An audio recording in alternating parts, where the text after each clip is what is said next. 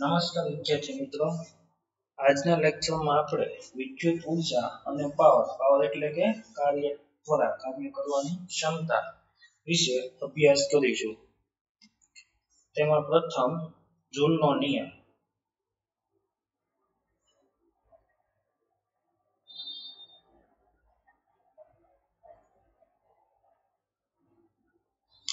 જૂલના નિયમ માટે આપણે એક પરિપથ ધ્યાનમાં લઈશું. પરિપથમાં એક V વોલ્ટની બેટરી સાથે બાહ્ય અવરોધ R જોડેલ છે.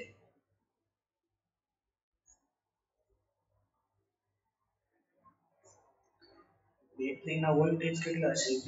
આ છેડો થશે પ્લસ, આ છેડો માઈનસ. બેટરીના ધન છેડામાંથી નીકળતો વિદ્યુત પ્રવાહ I. પ્રવાહની કોઈ પણ જગ્યાએ ભાગ પડતા નથી, એટલે બધી જગ્યાએ પ્રવાહ કેવો રહેશે? સમાન. અવરોધના બે છેડા, એક સાઈડ આપણે પોઈન્ટ લેશું A, બીજી બાજુનો પોઈન્ટ લેશું B. A પાસેનું સ્થિતિમાન V of A અને B પાસેનું સ્થિતિમાન V of B. તો A અને B છેડા વચ્ચે વિદ્યુત સ્થિતિમાનનો તફાવત.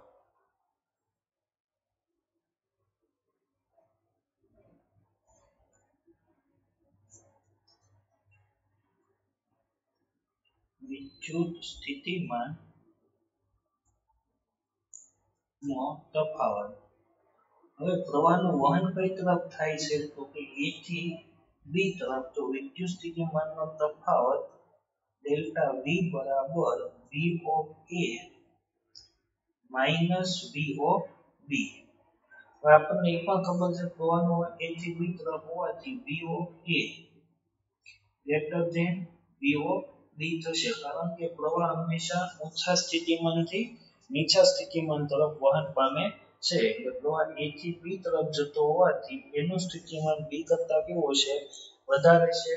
તેથી V of A minus V of B greater than 0, એટલે કે V of A minus V of B અને કિંમત કેવી મળશે આપણને?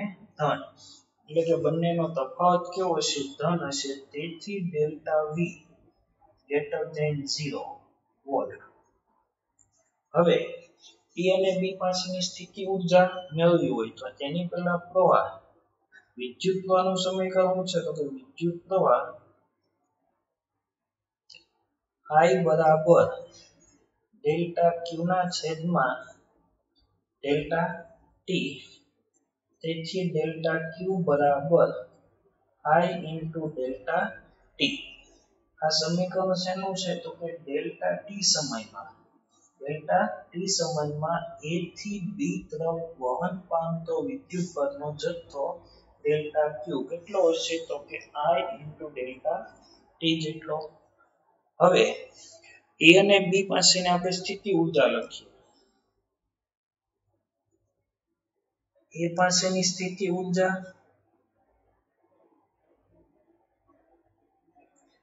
U of A બરાબર, સ્થિતિ ઊર્જાનું સમીકરણ છે તો કે U બરાબર V into Q. તેથી ડેલ્ટા U બરાબર V into ડેલ્ટા Q. તેથી U of A બરાબર A પાસેનું સ્થિતિમાન કેટલું છે? V of A into delta Q. તેથી U of A બરાબર V of A into I delta T. તેવી જ રીતે B પાસેની સ્થિતિ ઊર્જા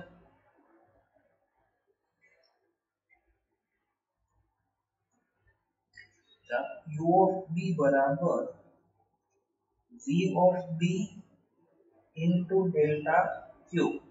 તેથી U of B બરાબર V of B into I delta T. હવે આ બંને સમીકરણનો ઉપયોગ કરીને સ્થિતિ ઊર્જામાં થતો ફેરફાર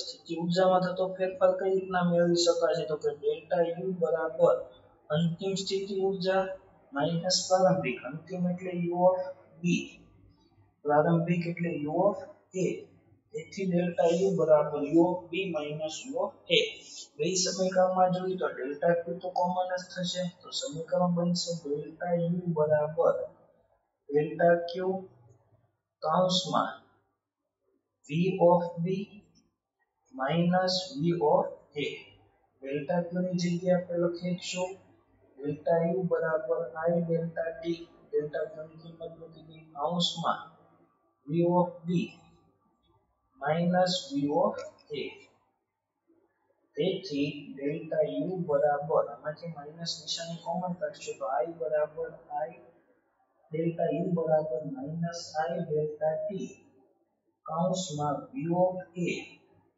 માઈનસ v ઓફ b હવે આપણે જાણીએ છીએ કે u of v of a minus v of b greater than 0 મતલબમાં આની કિંમત કેવી છે ધન તો આ સમીકરણનો ઉપયોગ કરશું તો એને લીધે ડેલ્ટા u કેવો મળશે આપણને લેસ ધેન 0 ઊર્જાને કમ લખીશું જૂલ આમ સ્થિતિ ઊર્જામાં થતો ફેરફાર કેવો છે તો હવે ઊર્જા સંરક્ષણના નિયમ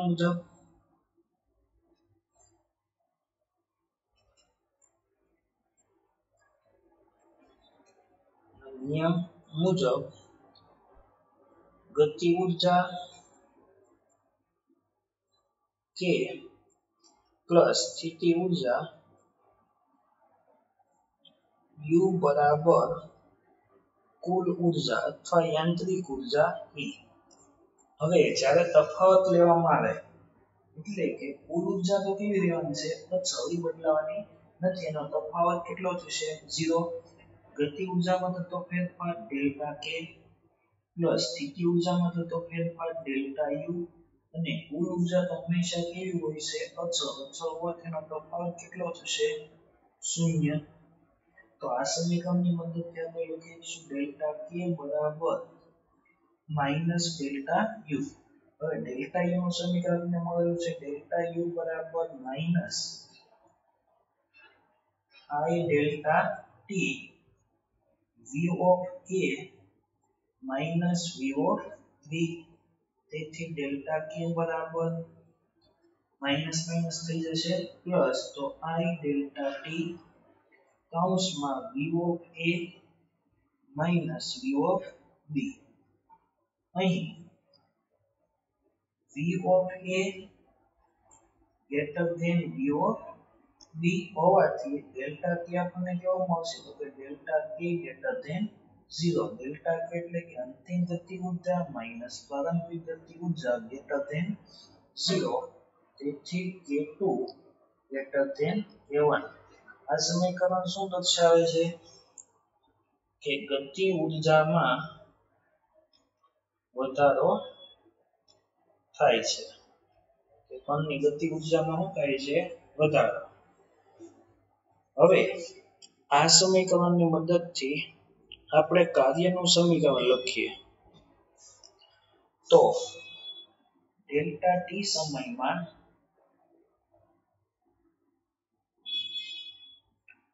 વ્યય થતી ઊર્જા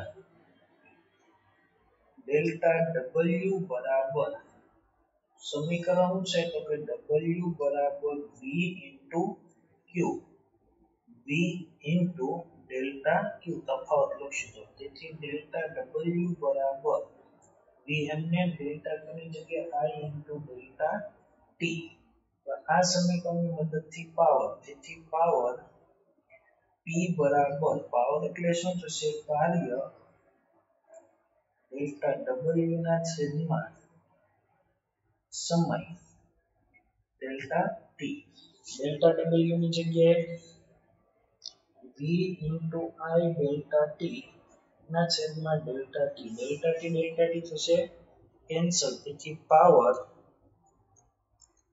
p બરાબર ડેલ્ટા t કેન્સલ તો પાવર t બરાબર સમીકરણ બનશે vi હવે ઓહમના નિયમ મુજબ વોલ્ટેજ v બરાબર શું લખીશું આપણે ir તો v ની કિંમત મૂકી તો v બરાબર ir into I. અહીંથી પાવરનું સમીકરણ મળશે પાવર P બરાબર I સ્ક્વેર R. હવે આ સમીકરણમાંથી I ને શૂન્ય કરતા બનાવી તો I બરાબર V ના છેદમાં R. તો પાવરના સમીકરણમાં I ની કિંમત મૂકશું V into V ના છેદમાં R. તો આ સમીકરણ મળશે V સ્ક્વેર ના છેદમાં R. આમ પાવરના કુલ કેટલા સમીકરણ છે આપણી પાસે? 3. પહેલું સમીકરણ P બરાબર VI બરાબર I સ્ક્વેર R બરાબર V સ્ક્વેર ના છેદમાં R. આ ત્રણ સમીકરણ પાવર માટેના સમીકરણ છે.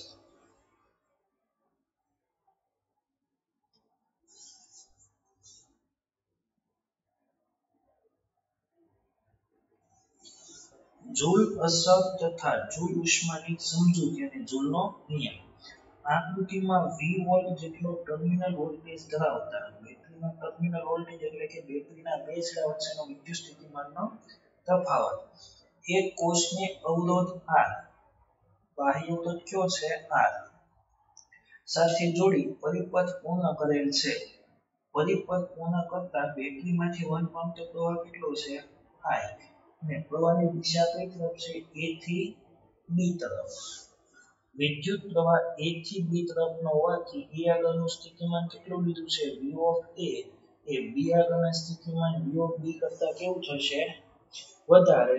તેથી V of A greater than V of B નો મતલબ શું થશે તો કે V of A minus V of B greater than 0. આથી A અને B છેડા વચ્ચેનો વિદ્યુત સ્થિતિમાનનો તફાવત V બરાબર V of A minus V of B. V of A greater minus V of B greater than કેટલા છે 0. તેથી V greater than લખાશે 0. ડેલ્ટા T સમયગાળામાં A થી B તરફ કેટલો વિદ્યુત પ્રવાહ વહન પામે છે ડેલ્ટા Q. દવાનું સમીકરણ I બરાબર ડેલ્ટા Q ના છેદમાં ડેલ્ટા T. તો ડેલ્ટા Q બરાબર I into ડેલ્ટા T. તેથી ડેલ્ટા Q બરાબર I into ડેલ્ટા T. હવે વિદ્યુતભારની સ્થિતિ ઊર્જા U બરાબર ડેલ્ટા Q into V. તો આ સમીકરણની મદદથી A આગળની સ્થિતિ ઊર્જા U of A તો A આગળનું સ્થિતિમાન V of A તેવી જ રીતના B આગળની સ્થિતિ ઊર્જા U of B તો B પાસેનું સ્થિતિમાન V of B એટલે del U of A બરાબર delta Q into V of A અને U of B B આગળની સ્થિતિ ઊર્જા બરાબર delta Q into V of B. આમ સ્થિતિ ઊર્જામાં થતો ફેરફાર ડેલ્ટા U પોટેન્શિયલ બરાબર. હવે સ્થિતિ ઊર્જાનો ફેરફાર કઈ રીતના ગણાશે તો કે અંતિમ સ્થિતિ ઊર્જા માઈનસ પ્રારંભિક. અંતિમ એટલે કે B પાસેની સ્થિતિ ઊર્જા પ્રારંભિક એટલે કે A પાસેની સ્થિતિ ઊર્જા. તેથી ડેલ્ટા U પોટેન્શિયલ બરાબર U of B minus U of A. U of B અને U of A ની કિંમત મૂકી દીધા આપણે સમીકરણ મળશે ડેલ્ટા U પોટેન્શિયલ બરાબર ડેલ્ટા Q. કારણ કે ડેલ્ટા Q બંને સમીકરણમાં આવશે કોમન કૌંસમાં V of B minus V of A. હવે V of A greater than V of B હોવાથી A આગળનું સ્થિતિમાન B કરતા કેવું છે વધારે. તેથી V of B minus V of A આની કિંમત કેવી મળશે આપણને નોંધ એટલે કે less than 0. તેથી V of B minus V of A બરાબર શું લખાશે minus V. અને U પોટેન્શિયલના સમીકરણમાં આ સમીકરણમાં કિંમત મૂકી દઈએ આપણે. તેથી U પોટેન્શિયલ બરાબર minus delta Q into V. તેથી U પોટેન્શિયલ બરાબર Q ની જે કિંમત હતી ડેલ્ટા Q બરાબર I into delta T into V એમને. આ સમીકરણ શું દર્શાવે છે ઋણ નિશાની દર્શાવે છે કે સ્થિતિ ઊર્જામાં થતો ફેરફાર કેવો મળે છે આપણને ઋણ એટલે કે 0 કરતા નાનો. જો વિદ્યુત ભારે સુવાહકનું અથડામણ વગર ગતિ કરી હોય તો તેની ગતિ ઊર્જા પણ બદલાઈ હોય અને તેથી તેની કુલ ઊર્જા કેવી રહે અચળ. ગતિ ઊર્જા K plus સ્થિતિ ઊર્જા U બરાબર કુલ ઊર્જા E. તેથી ગતિ ઊર્જામાં થતો ફેરફાર ડેલ્ટા K plus સ્થિતિ ઊર્જામાં થતો ફેરફાર ડેલ્ટા U બરાબર કુલ ઊર્જા અચળ એનો ફેરફાર કેટલો થશે શૂન્ય એની મદદથી આપણે સમીકરણ મળશે ડેલ્ટા કે બરાબર માઈનસ ડેલ્ટા યુ. તેથી ડેલ્ટા કે બરાબર માઈનસ ડેલ્ટા યુ પોટેન્શિયલ. તેથી ડેલ્ટા કે બરાબર plus I into delta T into V. હવે આ ઉર્જા કેવી છે? ધન. ધન હોવાથી 0 કરતા કેવી થશે? મોટી. તેથી ડેલ્ટા કે ની કિંમત કેવી મળશે? 0 કરતા મોટી. જે દર્શાવે છે કે ગતિ ઉર્જામાં થતો ફેરફાર કેવો છે? ધન. ગતિ ઉર્જામાં થતો ફેરફાર ધન છે એટલે કે k2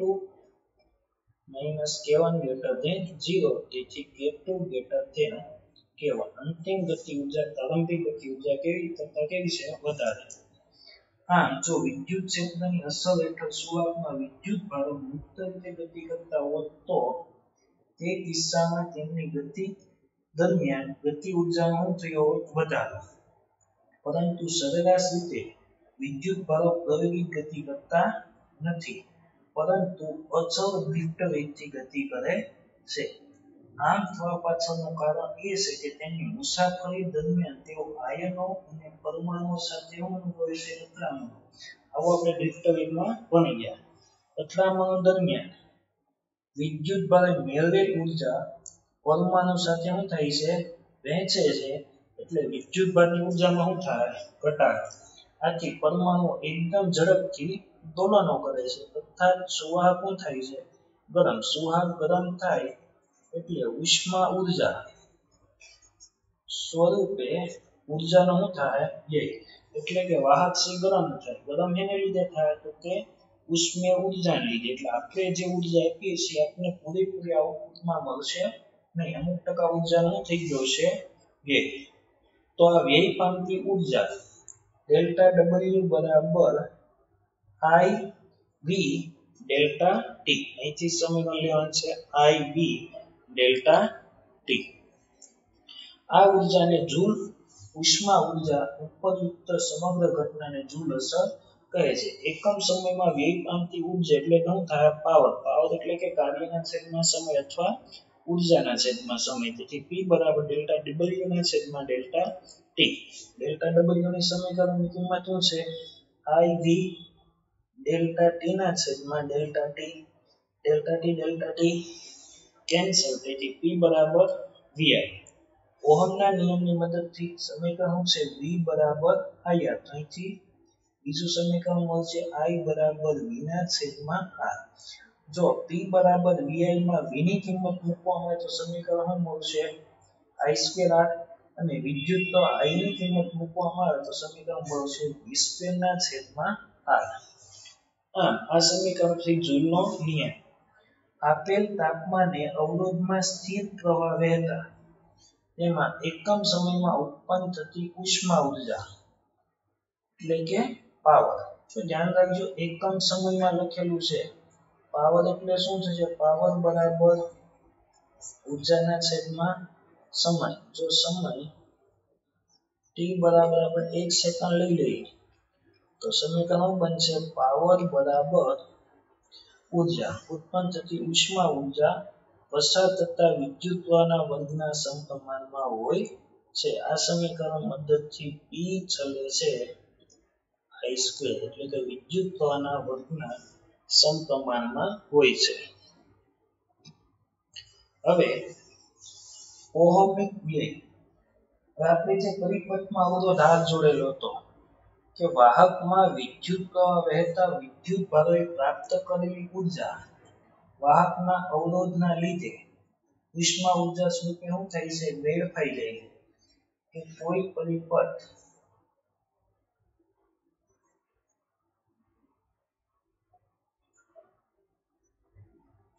વોલ્ટેજ V પરિપથમાં વહેતો પ્રવાહ I અને અવરોધ R. હવે ઉષ્મીય ઉર્જા પાવર બરાબર I સ્ક્વેર R. પાવરની જગ્યાએ લખશું આપણે ઉષ્મીય ઉર્જા H ના છેદમાં સમય T બરાબર I સ્ક્વેર R. તો H બરાબર I સ્ક્વેર RT. આ સમીકરણ છે ઉષ્મીય ઉર્જાનું સમીકરણ. એટલે અવરોધમાંથી I સ્ક્વેર RT મુજબ ઉર્જાનો વ્યય થાય છે. એટલે કે આપણે જે ઉર્જા આપી બધી ઉર્જા બેટરીને પાછી ક્યારેય મળતી નથી, કારણ કે I2RT મુજબ પ્રવાહ શું થતો હશે, ઉર્જા શું થતો હશે વ્યય. આ ઘટનાને શું કહેવાય, ઓહમિક લોસ. ઓહમિક લોસ શું નામ છે, તો કે અવરોધમાંથી ઉષ્માનો વ્યય થઈ છે એટલે, અથવા ઓહમિક વ્યય કહે છે. અને આ ઘટના અનિવાર્ય છે, બધી જગ્યાએ આ ઘટના જોવા મળશે. ઉદાહરણ તરીકે ઘરમાં ઉપરની ટાંકીમાં પાણી ચડાવવા માટે મોટર ચાલુ કરીએ ત્યારે વપરાતા વિદ્યુતભારમાંથી અમુક ભાગ, વ્યવહારમાં તો ઘણો મોટો અંશ, ઉષ્મા ઉર્જા સ્વરૂપે વેડફાઈ જાય છે. આપણને ખબર જ છે કે મોટર શરૂ કરીએ એટલે મોટર શું કરે, તો ગરમ થાય. ગરમ શેના લીધે થાય, તો કે અવરોધમાંથી વ્યય પામતી ઉષ્મા ઉર્જાને લીધે.